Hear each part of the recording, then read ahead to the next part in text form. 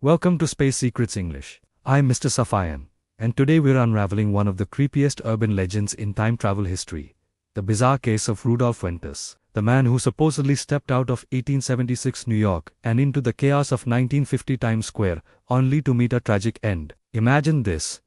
A hot June evening in 1950, around 11 p.m., the neon lights of Broadway flicker like a fever dream, taxis honk, and crowds swarm the sidewalks. Suddenly, witnesses spot a man stumbling into the street, dazed and disoriented. He's dressed like he's headed to a Victorian costume party.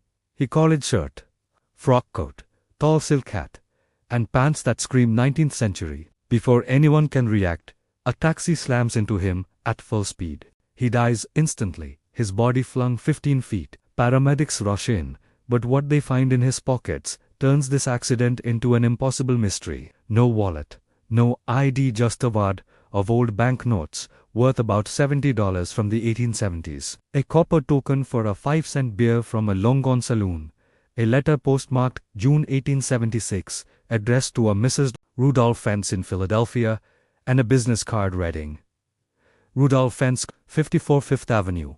The card's paper was brittle, like it had aged decades. Who was this ghost from the past? And how did he end up here, unchanged after 74 years? Enter Captain Hubert V. Rim of the NYPD's Missing Persons Bureau. In the days that follow, Rim takes the case personally, haunted by the absurdity. First, he checks fingerprints. Nothing matches in the massive NYPD database. No missing persons report fits a man in his late 20s with that exact description. Rim digs into old phone directories for Rudolph Fentz.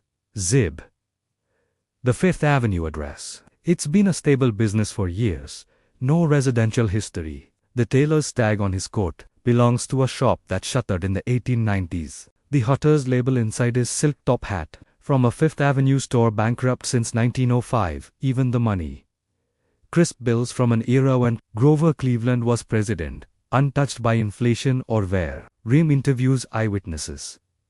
A hotel doorman swears the man materialized from nowhere, looking around like he'd never seen cars or skyscrapers. A cab driver describes him as frozen, eyes wide like a deer in headlights. By now whispers spread through the precinct time slip. Portal. Or just a hoax. Rim, a nonsense cop with 20 years on the force, feels the chill. This isn't adding up. Desperate for leads, Rim pores over yellowed archives in the dusty basement of police headquarters. He flips through missing persons files from the 1800s, tedious work, but then, jackpot. In a ledger from 1876, he finds it.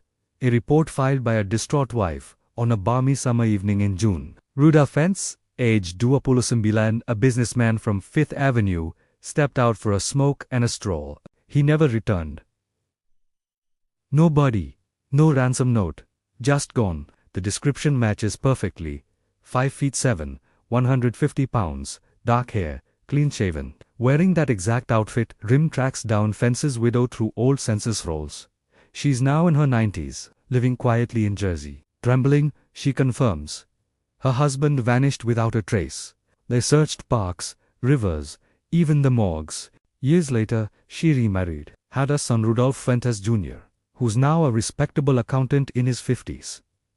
Rim visits the son next, over tea in a modest Brooklyn brownstone. Fentz Jr. pulls out faded photos.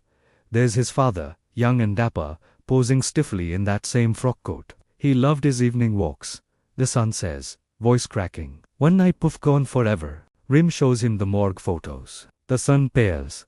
Identical face, same build. But here's the gut punch.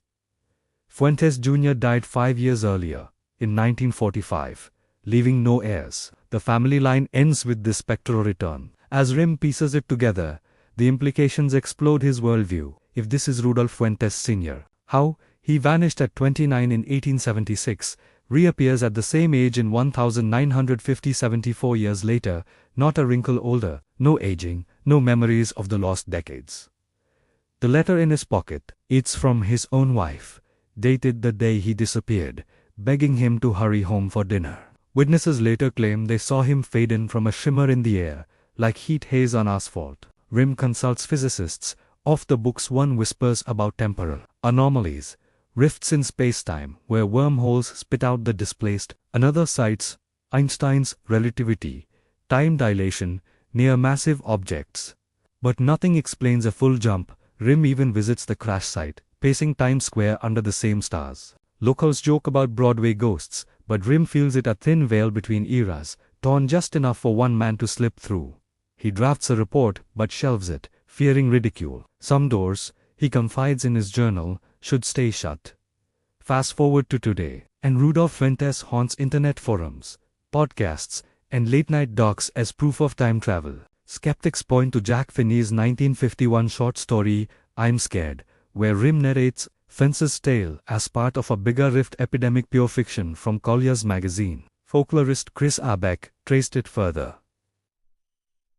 A 1953 sci-fi anthology plagiarized it, and by the 1970s, it morphed into fact via tabloids. No NYPD records exist. The widow's tale is invented. Yet, diehards counter with a 1951 Berlin newspaper clipping predating Finney hoax or hidden truth. In 2007, researchers claimed census hits for a real Fentz. In 1870s NYC, was it embellished legend or suppressed case? The allure endures. What if Fentz wasn't fiction, but a glitch in the matrix?